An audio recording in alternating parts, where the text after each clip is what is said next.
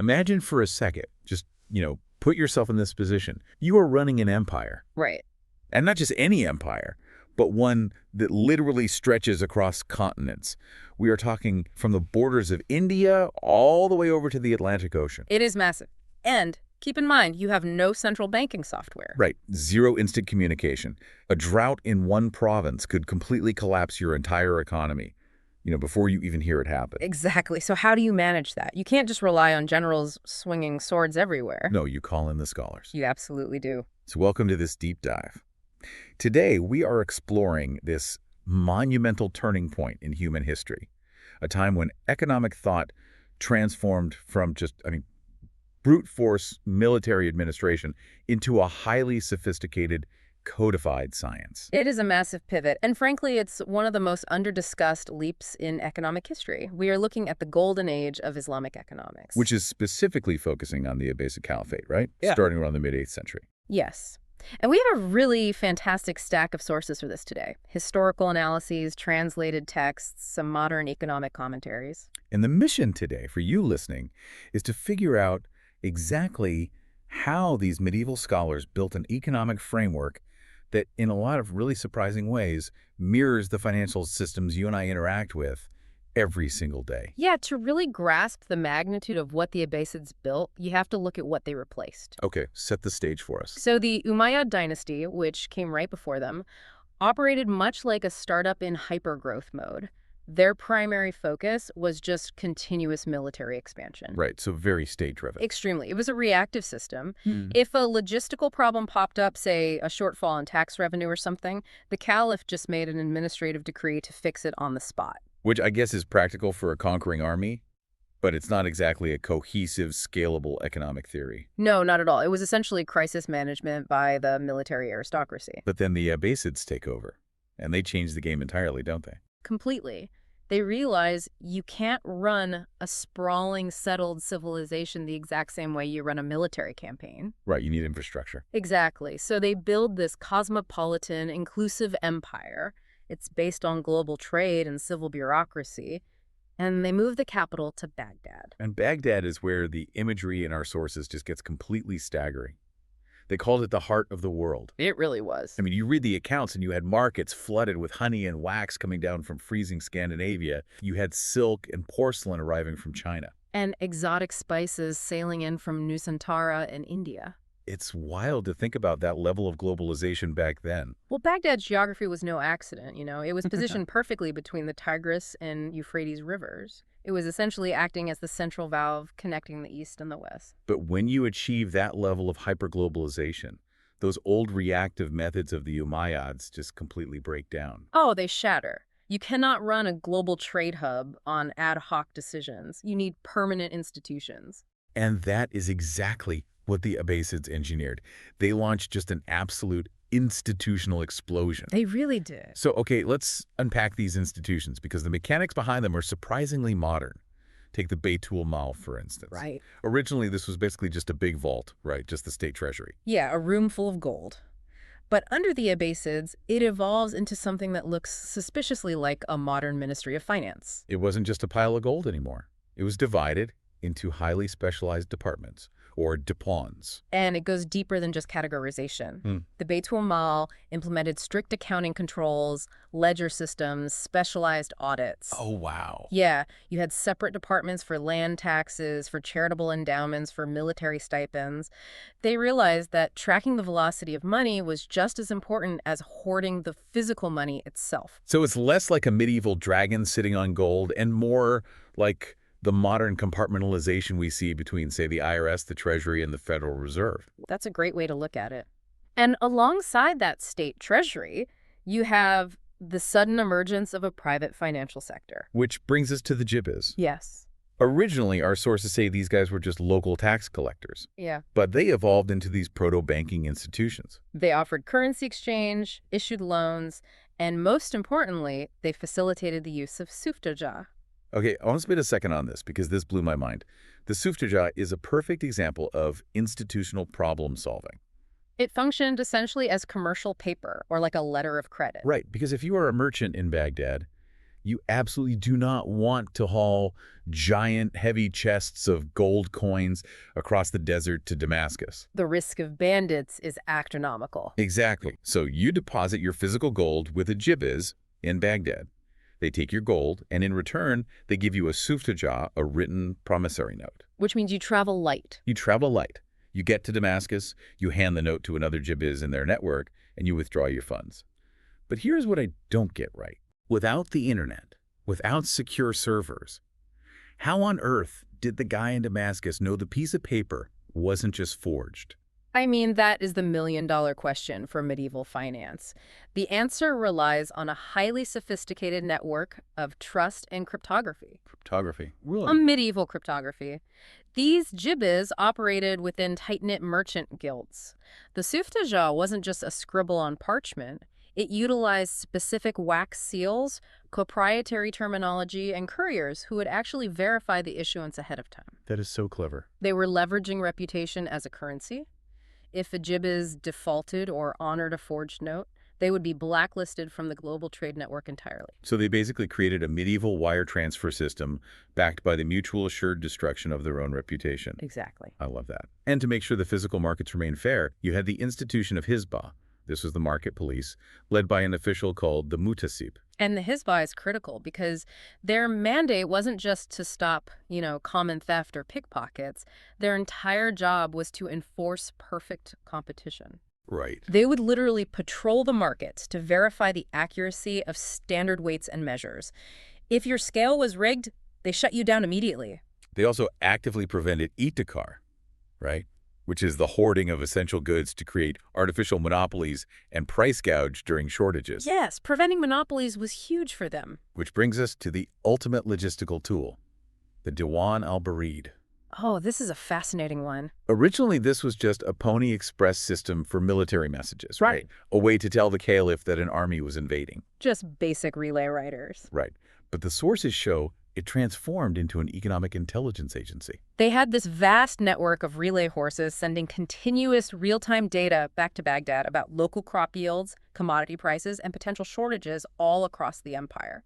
Wait, so they were basically running a medieval Bloomberg terminal, but powered by thousands of horses? Functionally, yeah.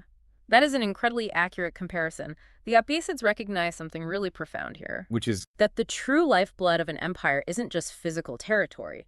It is the speed and accuracy of economic data. That makes total sense. Right.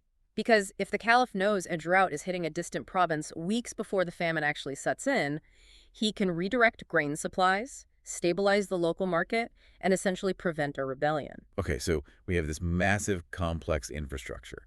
We have global trade networks, proto-banks issuing letters of credit, market regulators breaking up monopolies, and a data-driven intelligence network. It's a huge machine. But a machine that massive is only as good as its operating manual.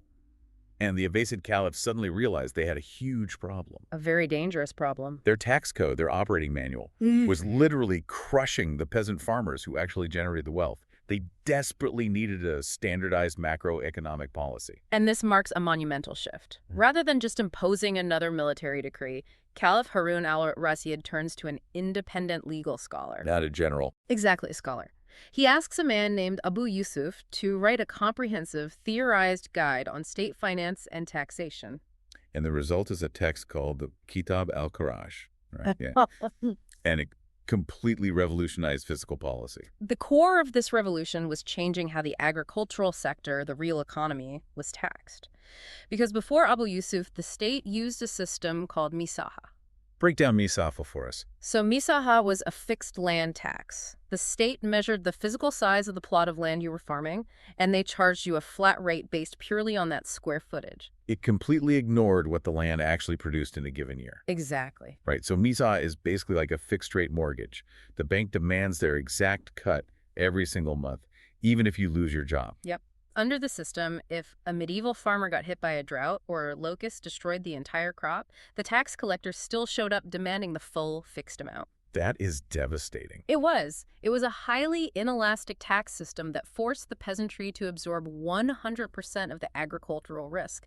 If they couldn't pay, they lost everything. And Abu Yusuf looks at this and says, this is destroying our foundation.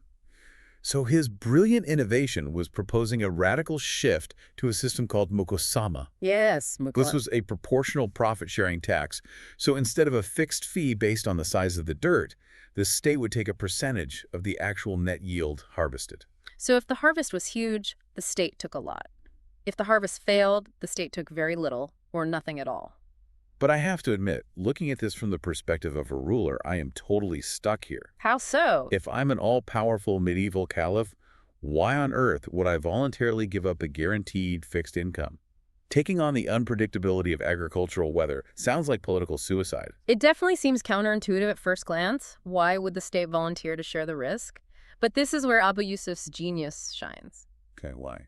Because he understood behavioral economics centuries before the term even existed. By shifting the risk partially onto the state, Mukosama fundamentally altered the psychology of the workforce. Oh, I see where this is going.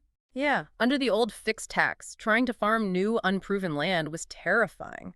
If the soil was bad, the fixed taxes would literally ruin your family. It was an innovation killer. Exactly. But Mukosama removed that existential terror. If your new crop failed, your tax burden dropped to zero. Which means this psychological safety net actively incentivized massive agricultural expansion. Yes, particularly in the incredibly fertile Sawad region in Iraq. Farmers started cultivating vast new tracts of land because the penalty for failure was finally manageable. So by taking a smaller percentage of a vastly larger agricultural pie, the state's total revenues dynamically increased during good years, far exceeding what the old rigid tax ever brought in. Exactly. It's like an early version of supply-side economics. It's the realization that you cannot sustainably enrich the state by bankrupting the taxpayer. The state only thrives when the citizens have the margin to take productive risks. Okay, so Abu Yusuf fixes the tax code. The government is sharing the risk, revenues are up, and you would think the economy would just hum along perfectly. You would think. But suddenly, the caliphate hits a massive cultural wall. A new movement sweeps the empire that poses a literal existential threat to the labor force. This is where we see the rise of extreme asceticism, particularly among certain early Sufi groups. Right. They began preaching a theology that claimed working to accumulate wealth was inherently unspiritual. They argued that true religious devotion meant abandoning the material world entirely, living in voluntary poverty, and relying purely on divine providence to keep you alive. Think about your own job for a second, right? Imagine if a massive cultural movement convinced your entire industry that earning a paycheck was a sin. It would be chaos. If everyone unplugs and goes to meditate in a cave, the global supply chain completely collapses. The state desperately needed a theological defense of the 9-to-5 grind. And that brings us to our next scholar, Muhammad al-Shaybani. Right. Al-Shaybani recognized the danger immediately. He steps in and writes Kitab al-Kharaj, which translates to the Book of Earnings. It is a blistering, incredibly rigorous defense of the real sector and the dignity of labor. He completely dismantles this idea that the sacred and the profane are two separate realms. If you have ever felt guilty for caring about your career or trying to build wealth, al-Shaybani was writing specifically to you. His logic was absolutely bulletproof. He argued that earning a living al-Kharaj is an absolute religious imperative, a fardu. Right, an obligation. Yes. He pointed out that religious duties actually require a material surplus. You cannot pay your charitable alms if you have zero income. Right, you can't give what you don't have. Exactly. You cannot pray properly if you haven't bought clothes to cover yourself. You certainly cannot make the pilgrimage to Mecca if you have no provisions for the journey. Therefore, the honest, sweaty labor required to fund those religious duties is, in and of itself, the highest form of worship. He takes the mundane daily grind and elevates it to a divine act. And while he is making this theological argument, he outlines something economically staggering. Centuries before Adam Smith famously wrote about the pin factory to explain the division of labor, al-Shaybani details it perfectly. He breaks down the fundamental interdependence of human society. Yeah, al-Shaybani points out that a farmer cannot survive alone. The farmer needs a weaver to make his clothes. But the weaver can't eat thread, so the weaver desperately needs the farmer for food. And neither of them have the time to travel hundreds of miles swapping goods, so they both rely on the merchant to distribute everything. It's a full defense of the supply chain. He's proving that individual utility and highly specialized labor are the fundamental building blocks of societal survival. Yes, participating in the economy isn't just a career choice. It is a collective social duty, what he calls fardu kifaya. You owe it to the community to use your specific skills to keep the societal engine running. And notice what he does there. He places all sectors, agriculture, manufacturing, trade, and services, on an equal footing of importance. The merchant isn't better than the farmer. The weaver isn't better than the scholar. You need the whole ecosystem functioning together. And withdrawing from it is framed as a dereliction of duty to your fellow citizens. So we have a fair, dynamic tax code that encourages growth. We have a highly motivated, specialized workforce that believes participating in the economy is a holy duty. But there is a massive missing puzzle piece here. The land. Right. Where is all this agricultural labor actually taking place? And more importantly, who legally owns the dirt they're standing on? That is the ultimate legal question of the era, and it was answered by a scholar named Yahya bin Adam. And he also wrote a book titled Kitab al-Kharaj, focusing on taxation. But his methodology was entirely different. Very different. He used a highly text-based Nakliya approach. He painstakingly sifted through thousands of historical accounts, prophetic traditions, and legal precedents to codify property rights. He's trying to figure out how to legally protect the assets of the people actually doing the backbreaking work. And his biggest contribution is this revolutionary legal concept called Iha al-Mawat, which translates to reclaiming dead land. Break down Iha al-Mawat for us, because this is wild. It is a brilliant piece of legal engineering. Yahya bin Adam argued that anyone, regardless of their social class, their pre-existing wealth, or their religion, who clears, irrigates, and successfully cultivates unused barren land, legally gains full permanent ownership rights to that property. I read that and immediately thought of the 19th century American Homestead Act. Yes. This is the ultimate expression of sweat equity. You were telling me that in a medieval monarchical empire, a peasant with zero capital could literally farm their way into legal property ownership. Yes, provided they actually made the land productive. It wasn't enough to just put a fence around it. You had to bring it to life. That effectively breaks the land monopolies of the palace elites. Mhm. Usually all the land belongs to the king and everyone else is just a tenant farmer. This gives the working class a direct pathway to owning the means of production. But consider the alternative from the state's perspective. It wasn't merely a matter of social justice or fairness. Right. It was a highly calculated macroeconomic policy. The Abbasid state looked at millions of acres of barren desert and realized it was generating zero revenue.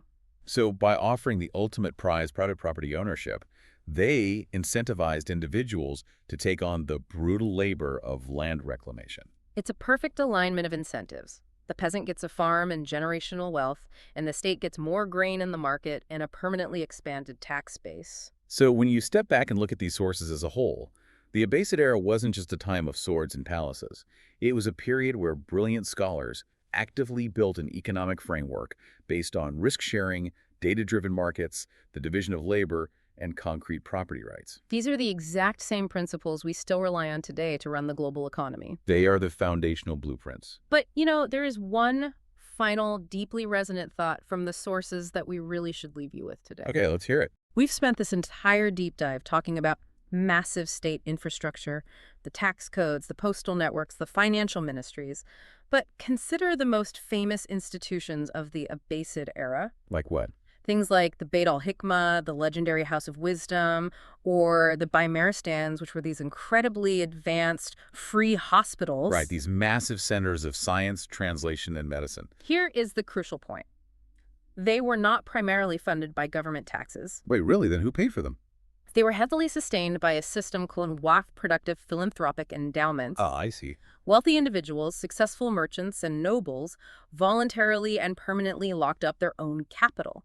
They would legally dedicate the ongoing profits from their businesses, their farms, or their real estate to fund the translations of Greek philosophy, medical research, and the salaries of scholars of all religions. So they voluntarily tax their own profits to fund public innovation. And not just as a one-time donation, but structurally locking it in forever. Yes, forever. And it forces you to look at our modern economic debates completely differently. I mean, today, we constantly argue over the limits of government spending, or billionaires starting foundations just for tax write-offs. Exactly.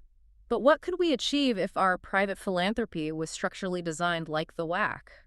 Imagine a modern tech founder irrevocably forfeiting ownership of their company so that its dividends permanently fund a local hospital or university. Forever, untouched by the state. What if wealth wasn't just accumulated, but structurally endowed to solve the problems of tomorrow? That is a powerful question to end on. It brings us right back to that opening image. Running an empire or a modern society isn't just about military might or brute administration. It's about how you organize knowledge, how you protect the people taking risks, and how you direct your wealth toward the future. Thank you for joining us on this deep dive. Keep questioning the history behind the systems you interact with every day, and we'll see you next time.